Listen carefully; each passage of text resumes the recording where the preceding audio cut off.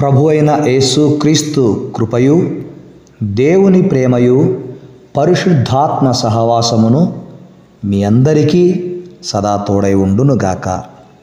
Amen. క్రీస్తునందు ప్రియమైన నా తోటి దైవ సేవకులకు, మా ఆత్మీయ బిడ్డలకు ఈ గురువారము రాత్రిపూట మీకు నా వందనాలు, శుభములు తెలుపుతూ ఉన్నాం. ఈ దినము దేవుడు మీ జీవితాల్లో చేసిన కార్యాలను బట్టి ఆ ప్రభువుకు నిండు హృదయముతో కృతజ్ఞతలు చెల్లిస్తూ ఈ గురువారం రాత్రి మనం ప్రార్థన చేద్దాం. ప్రార్థన చేసిన తరువాత యోసేపు జీవితము ద్వారా మనము కొన్ని పాఠాలు నేర్చుకుందాం. యోసేపు జీవితము గొప్ప ఆదర్శవంతమైన జీవితము. సో అతని జీవితంలో నుండి మనము కొన్ని విషయాలు తెలుసుకుందాం. దానికి ముందు ప్రార్థన చేద్దాం.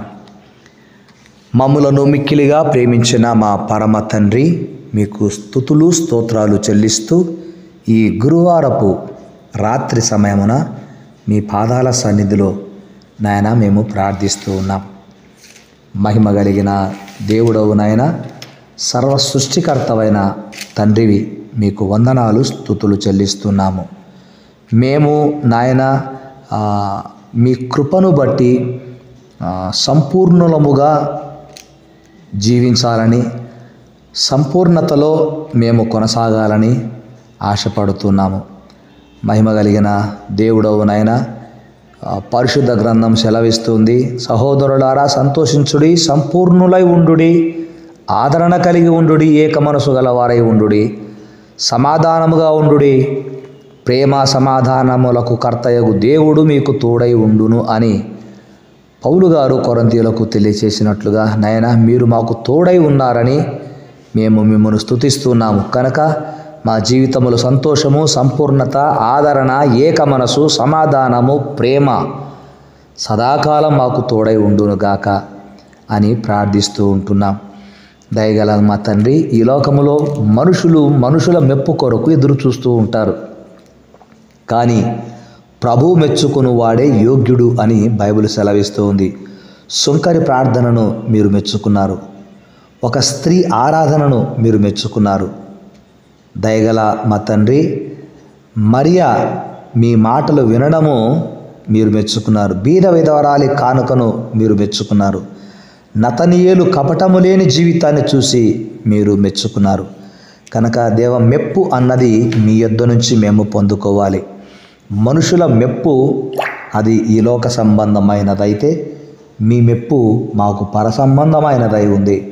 గనక మహోన్నతుడు అయిన మా తండ్రి, మీకే స్తుతులు స్తోత్రాలు చెల్లిస్తూ ఈ గురువారము నాయన ఈ రాత్రి సమయంలో మీ పాదాల సన్నిధిలో ప్రార్థిస్తున్నాం. ఈ దినము ఒకవేళ నాయన ఎక్కడైనా ఎవరి యొద్దనైనా మేము అసభ్యంగా ప్రవర్తించి ఉంటే, అసభ్యంగా మాట్లాడి ఉంటే, ఒకవేళ కోపపడి ఉండినట్లయితే దయతో నన్ను క్షమించమని ఈ రాత్రి ప్రార్థిస్తున్నాము. దేవా, మీరు మమ్ములను క్షమించే సిద్ధ మనసు కలిగిన దేవుడవు. అందును బట్టి మీకు వందనాలు స్తుతులు చెల్లిస్తూ ఉంటున్నాం. దేవా, ఈ రాత్రి మమ్ములను క్షమించి మా ప్రార్థనకు ప్రతిఫలమును ప్రసాదించండి. సంతానము కొరకు బహుదినముల నుంచి ఎదురు చూచుచున్నటువంటి బిడ్డలకు సంతానము కలుగునుగాక. అప్పులలో ఉండి ఈఎంఐలు కట్టుకోలేక సతమతమైపోతూ ఏం చెయ్యాలో అర్థం కాక, చేతిలో పనులు లేక, పనులు ఉన్నా సరైన జీతము లేక, ఆ జీతము సరిపోక ఇబ్బందుల పాలవుతున్నటువంటి బిడ్డలను ఒక్కసారి దర్శించండి తండ్రి. వారికి మీ సహాయము తోడై ఉండును గాక. మీకే వందనాలు స్తోత్రాలు చెల్లిస్తూ 106వ కీర్తన 5వ చరణంలో, నీ స్వాస్థ్యమైన వారితో కూడి కొనియాడునట్లు నీ ప్రజలయందు నీకున్న దయచొప్పున నన్ను జ్ఞాపకమునకు తెచ్చుకొనుము, నాకు దర్శనమిచ్చి నన్ను రక్షింపుము అని భక్తుడైనటువంటి దావీదు గారు పలికినట్లుగా మీ దర్శనములిచ్చి మమ్మను బలపరచండి.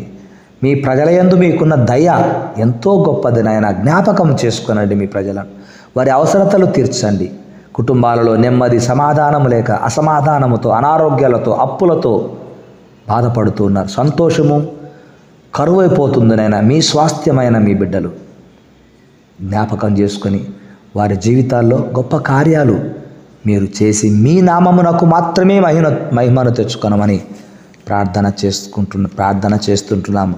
సేవలో ఉన్న సేవకులకు కావలసినవన్నీ సమకూర్చమని మేము ప్రార్థన చేస్తుంటున్నాము.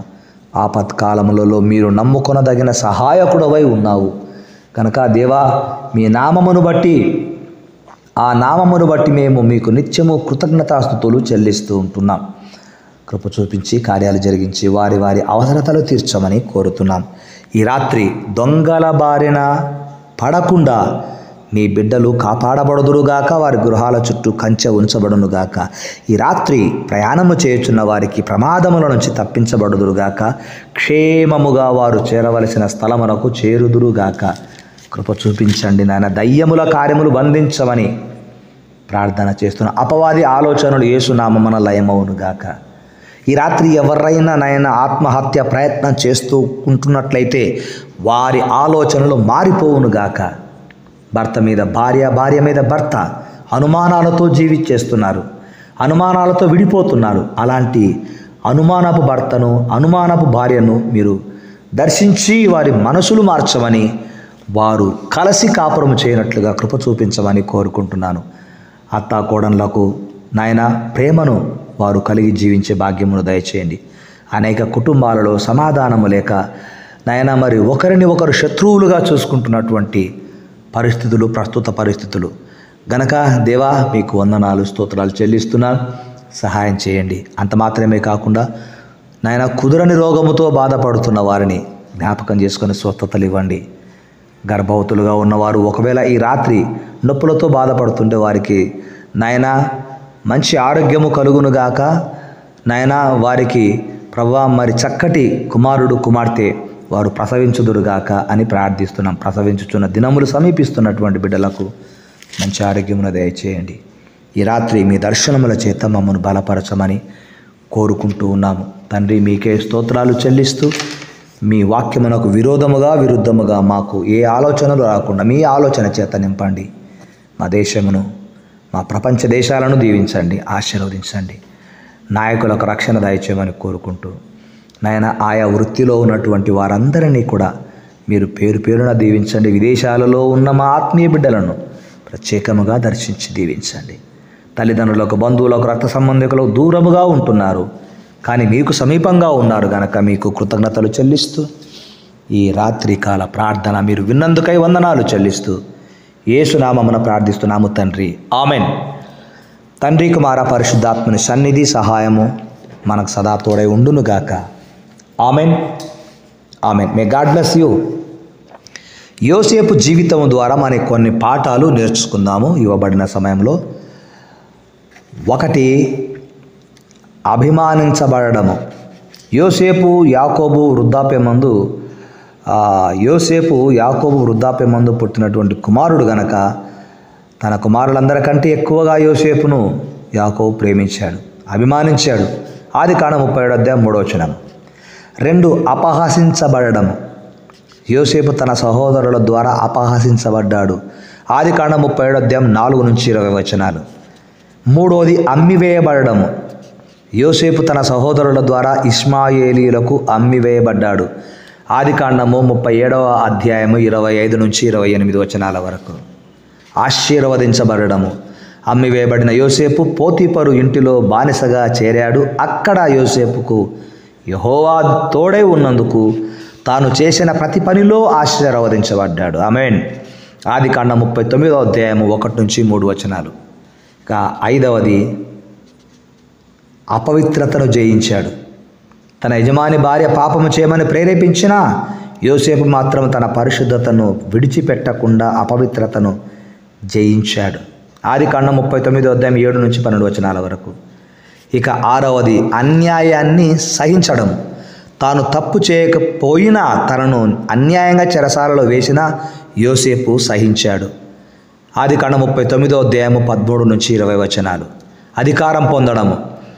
కలభావాన్ని చెప్పిన యోసేపును ఫరో ఐగుప్తు దేశానికి అధికారిగా నియమించాడు. ఆదికాండం 41:37-41 వరకు.